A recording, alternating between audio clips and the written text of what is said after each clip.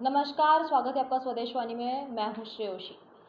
बिहार विधानसभा में शराबबंदी संशोधन को लेकर पूर्व मुख्यमंत्री जीतन राम मांझी ने कहा कि अचानक किसी भी चीज को हटाया नहीं जा सकता है, धीरे धीरे उसमें संशोधन होता है, उस पर विचार होता है, उसके बाद चेक किया जाता है। वैसे ही शराबबंदी के साथ हो रहा है।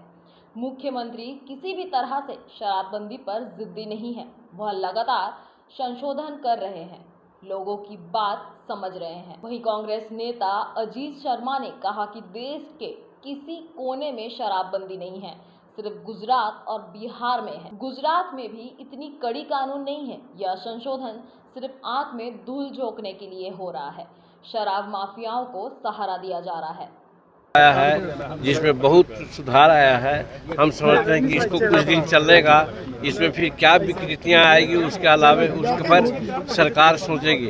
हम सिर्फ यही कहना है कि जो लोग कहते थे कि रिजिड हैं नीतीश कुमार, रिजिड नहीं है और लोगों की बातों को समझने की कोशिश कर रहे हैं और उसमें सुधार करने का प्रयास कर रहे हैं। इसलिए जो शराब नीति के आधार पर आज जो विधेयक आया और पास हुआ है, हम समझते हैं जनहित में ठीक है।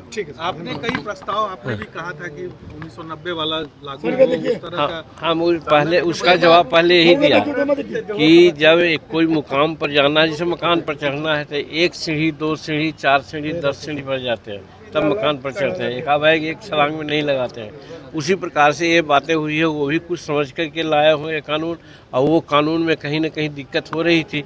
तो अब समझ में, सबसे बड़ी बात है कि पहले समझने को तैयार नहीं थे, अब वो समझ रहे हैं। जैसे जैसे इसमें दिक्कत आ रही है उसके अनुसार इसमें संशोधन लाने का प्रयास कर रहे हैं। ये विनय बिहारी ने कहा है कि 2005 में जो नीतीश कुमार थे अब वो ऐसे नहीं है, अब कमजोर हो गए हैं, कमजोर। अब वो विनय कुमार की अपनी बात है, वो गीत भजन गाते रहे, वो ठीक रहेगा, इसमें उनको न करना चाहिए।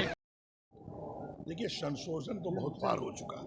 ये शराबबंदी जब है, चूंकि पूरे देश में सिर्फ 2 ही जगह है, गुजरात में और यहाँ गुजरात में प्रेस्क्रिप्शन में मिलते हैं, पूरे विश्व में कहीं शराबबंदी नहीं है। तो चूंकि जो लोग शराब माफिया, जो पैसा कमाने के लिए जो बेरोजगारी है, वो लोग सब शराब ला के बेच रहे हैं। और जब तक प्रशासन के पदाधिकारी डीजीपी से लेके नीचे तक, जब तक वो मिले रहेंगे शराब माफियाओं से, संशोधन से कोई फायदा नहीं है। संशोधन समझिए कि आंख में धूल झोंकने की बात है।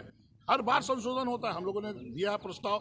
अभी कहते हैं कि जो शराब पिएगा वो बोल देगा फल्ला आदमी ने शराब बेचा तो उस पर कार्रवाई होगी। अरे प्रूफ तो होना चाहिए कि वो शराब बेचा है, तब तो दुश्मनी के बदले कोई कहेगा उसी शराब लिए हैं जरा सा पी के। तो यह बिल्कुल कानून नहीं है और मैं मानता हूं कि संशोधन से कुछ नहीं होगा जब तक कि प्रशासन के पदाधिकारी डीजीपी से लेकर नीचे तक ईमानदारी से शराब माफियाओं के खिलाफ कार्रवाई नहीं। क्यों संशोधन का विरोध कर रहे हैं?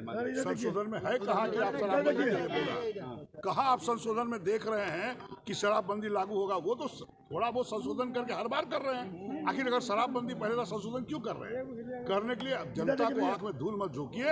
आप प्रशासन के पदाधिकारियों पर कड़ेती करिए। माननीय मुख्यमंत्री जी, अगर आप डीजीपी से लेकर नीचे तक कड़ेती कीजिएगा, तब ये शराब माफियाओं को पकड़िए, तब शराबबंदी। अगर आप इस चैनल पर नए हैं तो हमारे चैनल को लाइक, शेयर एंड सब्सक्राइब जरूर करें ताकि आने वाली देश विदेश की खबरें आपको मिलती रहे। स्वदेश वाणी।